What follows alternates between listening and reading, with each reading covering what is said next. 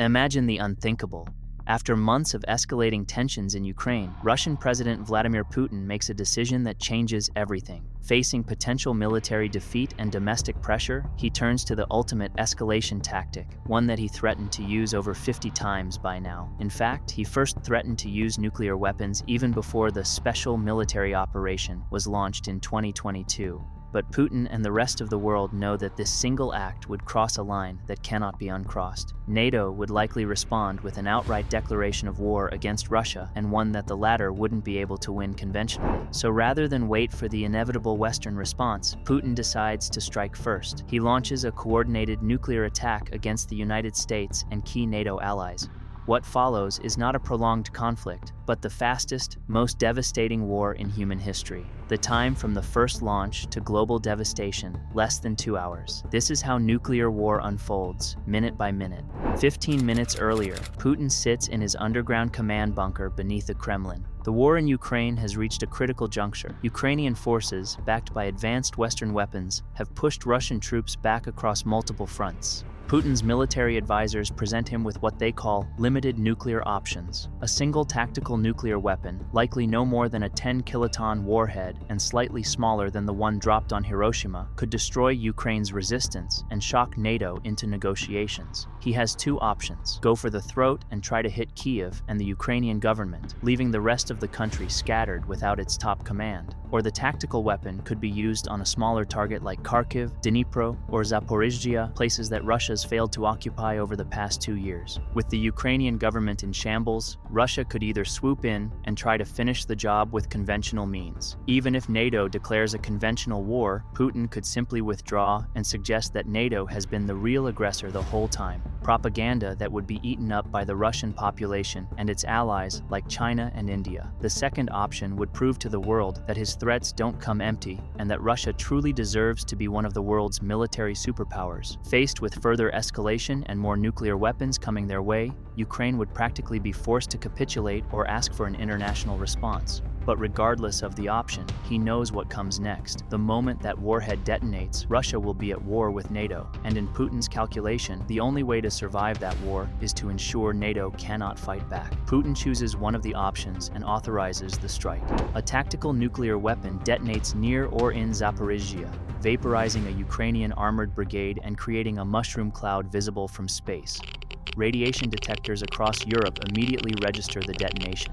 Assuming the weapon used is a 10-kiloton nuclear bomb, the blast practically incinerates everything in a half-mile radius. Further out, people within a mile suffer severe burns alongside likely deadly radiation exposure. Buildings crumble under significant structural damage, and first responders are put on high alert to rescue and treat the survivors when the smoke clears. The radius of lighter damage, if we can call it that, spreads a few miles out of the center. Within minutes, secure communication lines between Kiev, Washington, London, Paris, and Berlin are buzzing with confirmation. Russia has crossed the nuclear threshold. Russia's nuclear command system, known as Dead Hand or Perimeter, springs into action. Designed during the Cold War to ensure nuclear retaliation, even if Soviet leadership was eliminated, the system begins its launch sequence. Across Russia's vast territory, 400 intercontinental ballistic missiles in underground silos receive encrypted launch codes. The road-mobile Topol-M launchers, hidden in forests and scattered across 11 time zones, begin their final preparations. Russia's fleet of nuclear submarines, the Boray-class boats carrying 16 Bulava missiles each, receive orders to surface and fire. Putin's target list is precise and devastating. In the United States, he targets the Pentagon, as well as missile fields in Montana, Wyoming, and North Dakota. In the United Kingdom, the main targets are the Faslane Naval Base and government facilities in London. In France, the targets include the nuclear submarine base at Brest and Strategic Forces headquarters. In Germany, he targets the Ramstein Air Base and various NATO command centers. Other likely targets include the new NATO base in Romania, as well as U.S. nuclear weapon sites in the Netherlands, Belgium, and Italy. The goal here isn't conquest, but decapitation. Putin wants to eliminate NATO's ability to respond before they realize what's happening. Only 60 seconds after Putin gives the orders, the first Russian ICBMs ignite in their silos. The launch is detected almost instantly. America's space-based infrared system satellites, positioned 22,000 miles above Earth in geosynchronous orbit, register the hot rocket exhaust signatures. Within seconds, automated systems at Peterson Space Force Base in Colorado receive the alert. The message is simple and terrifying. Russia has launched multiple ICBMs, and they have begun the first stage of their flight into a suborbital trajectory around Earth. After 2 minutes, a call reaches President Donald Trump in the Oval Office. Due to the time zone difference, a launch in the early afternoon in Russia results in it being morning in Washington. The voice of the NORAD commander is steady, but urgent. He doesn't need congressional approval. He doesn't need to consult allies. The presidential emergency satchel is brought to him immediately. The president now needs to decide whether to end civilization as we know it, and he has less than 28 minutes. After 4 minutes, a more immediate threat emerges from beneath the waves. The Russian Boray-class submarines, positioned just a few hundred miles off the U.S. coast, begin launching their Bulava missiles. These submarine-launched ballistic missiles need to travel only 1,200 miles to reach land.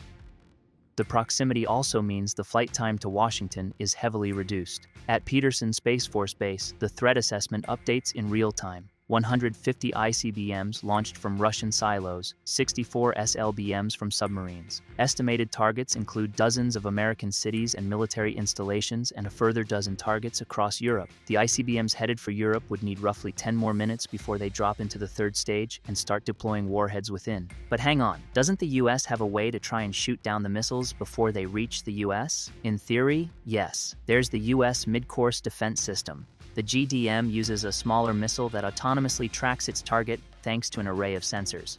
If the GDM missiles are deployed within a few minutes after the ICBMs are reported to have reached the second suborbital flight stage, they would go into their own suborbital flight to intercept them. But at the scales and speeds involved in ballistic flight, no amount of technological prowess provides certainty. The best analogy analysts have when describing ballistic interception is trying to hit a bullet with a bullet, and both of those bullets move at hypersonic speeds.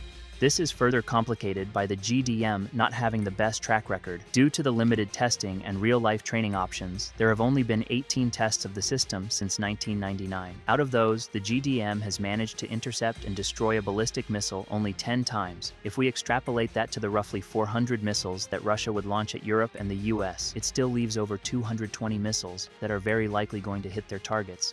And even if they miss by a dozen or so miles, the damage they could deal is plenty.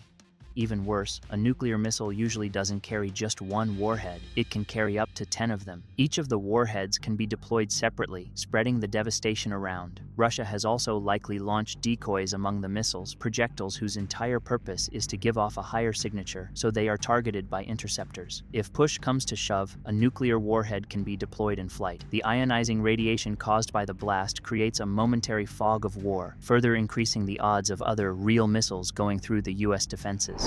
After 6 minutes, Trump makes the decision that every president hopes they'll never face. He authorizes an immediate nuclear retaliation. Within 60 seconds, 400 American Minuteman III missiles in Montana, North Dakota, and Wyoming receive their launch codes. The nuclear submarines patrolling in the Pacific and Atlantic prepare to fire 20 Trident II missiles at Russian targets. 2 minutes later, in London, the Prime Minister's emergency alert system activates. Britain's 4 Vanguard-class submarines maintain continuous nuclear deterrent patrols. One boat, HMS Victorious, is currently submerged in the North Atlantic, with 16 Trident missiles armed and ready. The launch order goes out simultaneously from London and Paris. France's Force de Frappe begins firing M51 missiles from submarines in the Atlantic. Within minutes, French land-based missiles at the Plateau d'Albion join the salvo. Europe's nuclear response amounts to another 100 warheads targeted at Russian military installations. After 12 minutes, the Russian submarine-launched missiles are now just minutes from impact. American ground-based interceptors at Fort Greely, Alaska, fire desperately at incoming warheads. The ground-based mid-course defense system activates. Some interceptors find their targets. Most don't.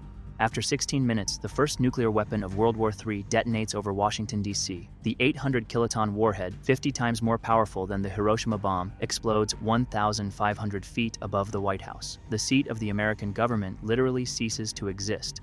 The blast creates a fireball reaching 5,400 degrees Fahrenheit, instantly vaporizing everything within a half-mile radius. The Pentagon, just across the Potomac River, is obliterated seconds later by a second warhead. The destruction is absolute and immediate. In the next 15 minutes, Russian warheads detonate across America with clockwork precision. The Norfolk Naval Station, home to America's Atlantic Fleet, is erased by a 100-kiloton blast. The Offutt Air Force Base, in Nebraska, holding the Strategic Command Headquarters, is eliminated. The Malmstrom Air Force Base, Montana, which contains at least 50 Minuteman silos, is destroyed before they can launch. In New York, a warhead targeting the Brooklyn Navy Yard detonates in Lower Manhattan. 8 million people have 30 seconds to comprehend their fate before the shockwave reaches them. The death toll climbs exponentially. Early estimates suggest that a large-scale attack on the most populous U.S. cities could cause millions of deaths from the blast and resulting fires. At the same time, Russian missiles reach European targets. London's financial district vanishes as warheads shower the UK capital. The blast wave flattens everything from Westminster to the Tower of London. In Paris, a missile targeted at the Élysée Palace misses by 3 miles, detonating instead over Montmartre. The resulting firestorm consumes 30 square miles of the city. Hamburg's port and NATO's largest logistics hub in northern Europe is eliminated by a submarine-launched warhead from the Baltic Sea. Europe isn't doing much better in terms of trying to save lives. The entire continent doesn't have a reliable interception system, only a deterrent plan that has obviously failed to work and an arsenal 5 times smaller than Russia's. After 24 minutes, America's Minuteman missiles, launched 18 minutes earlier, begin reaching their targets across Russia. The first impact destroys the Plesetsk Cosmodrome, eliminating Russia's ability to launch reconnaissance satellites. Naval base Severodvinsk, home to Russia's nuclear submarine construction, disappears under a 335-kiloton blast. Anything that's not in a nuclear shelter within 3 miles is blasted to smithereens. But the most devastating American strikes target Russia's nuclear arsenal directly. Mobile missile launchers hidden in Siberian forests are tracked by satellite and eliminated by precision strikes. Underground silos in the Kola Peninsula and across the Russian mainland are destroyed with utmost precision and impunity. After 35 minutes, the first stage of the damage is done. If both Russia and the US commit to using all their nuclear weapons before the other can destroy them, we're looking at 3,400 nuclear warheads detonated or destroyed across the northern hemisphere. Russian missile silos lie empty. Putin is likely hiding somewhere in a bunker. American command and control centers are smoking craters. Cities across Europe and the US are in blazes with millions dead and even more dying. Then comes to coup de grace. France's final submarine-launched missiles detonate over the Kola Peninsula, eliminating Russia's Northern Fleet headquarters. Britain's last Trident missiles destroy the Pacific Fleet base at Vladivostok. The nuclear exchange is effectively over in less than an hour after the first nuclear weapon was launched to Ukraine. But the dying has only just begun. After 2 hours, as the mushroom clouds rise over a dozen cities, the scope of the devastation becomes clear. The estimated casualties of a small-scale strike that focuses on military targets over large population centers are somewhere around 15 million. The electromagnetic pulses from high-altitude detonations have destroyed electronic systems across vast areas. Modern civilization, dependent on computer networks, GPS, and electrical grids, begins its slow but practically assured collapse. But nuclear weapons don't just kill with blast and heat. After 6 hours, radiation sickness begins claiming victims who survived the initial explosions. Hospitals, themselves damaged or destroyed, cannot cope with hundreds of thousands of radiation victims. Fires continue to rage uncontrolled through damaged cities. Broken water mains leave firefighters helpless against the blazes. The areas close to the blast emit lethal radiation, preventing unified first responder operations. Most ominously, the mushroom clouds from hundreds of nuclear detonations begin merging in the upper atmosphere, forming a radioactive shroud that begins spreading globally. The blasts also scatter soot, which makes breathing the air in the cities potentially deadly. Princeton's estimates of the possible casualties after a few hours reach as high as 34 million, and even that assumes a smaller-scale war. At this point, it's practically safe to say that the war is over, but there's no victor. 3 days later, the world watches in horror as satellite imagery reveals the scope of destruction. Financial markets collapse as investors realize the global economy is in free fall. Supply chains dependent on American and European manufacturing halt immediately. China closes its borders and begins emergency food stockpiling. India mobilizes its military to prevent refugee flows. South American nations declare neutrality and begin rationing fuel. 2 weeks later, the massive fires consuming bombed cities have started to die down, but they have already injected 150 million tons of smoke and soot into the stratosphere. This black carbon absorbs sunlight, preventing it from reaching Earth's surface. Ukraine and Russia's grain exports, which fed 400 million people worldwide, have practically ceased to exist. The global food supply, already disrupted by the collapse of transportation networks, faces its first major shock. Global grain reserves, normally sufficient for 75 days, begin running dangerously low. After 6 months, global surface temperatures have already started to drop, and the change is noticeable. Agricultural regions in the American Midwest and European plains experience crop failures due to reduced temperatures and an immediate reduction in solar radiation. Growing seasons in the Northern Hemisphere have shortened by 40 days. Crop yields worldwide have fallen by 60%. The global death toll from starvation reaches 100 million and accelerates rapidly. Nations with food reserves implement martial law to prevent riots. International trade has effectively ceased as countries hoard remaining resources for their own populations. After 2 years, the nuclear winter reaches its peak intensity. Average global temperatures have dropped 14 degrees Celsius, inducing a modern ice age. Agricultural production has collapsed globally. Rice yields in Asia are down 80%. Wheat production in surviving regions has fallen by 90%. Even hardy crops like potatoes fail in the altered climate. The final death toll is projected to be around 5 billion as people starve and the southern hemisphere tries to recover. The nuclear winter gradually dissipates, taking roughly a decade for the average temperature and solar radiation levels to bounce to pre-war levels. But the modern industrial civilization has collapsed entirely by that point. The nuclear winter could make Australia's growing seasons more hospitable for wheat, which is hard to grow there in normal conditions, and could make up for the lack of global food trade. However, the country is not fuel independent, instead relying on importing oil and gas. And guess where the countries that were the biggest exporters of fuel went? That's right, up in flames. Even then, the survivors face a planet where radioactive zones remain uninhabitable for decades and spread through the most advanced countries in the world. Genetic damage from radiation exposure affects generations, and biodiversity has collapsed as ecosystems fail during nuclear winter. Unlike conventional wars that can be fought, won, or lost, nuclear war between major powers has no winners. If Russia decided to deploy a tactical nuclear weapon on Ukraine, it's far more likely that it would only do so to strong-arm Ukraine into surrender. This would likely force NATO to respond with a conventional war. Russia would then retreat, losing the war in Ukraine and reverting the world to the status quo. Only now, 3 nuclear weapons have been used to destroy cities in history, and more of these weapons still exist. The nuclear arsenals that were built to preserve peace could, in 35 minutes, end human civilization. And the only way to stop this from happening is for everyone to unilaterally agree to disassemble these weapons and completely decommission them. But so long as there's just one bad actor, the others can't take any chances.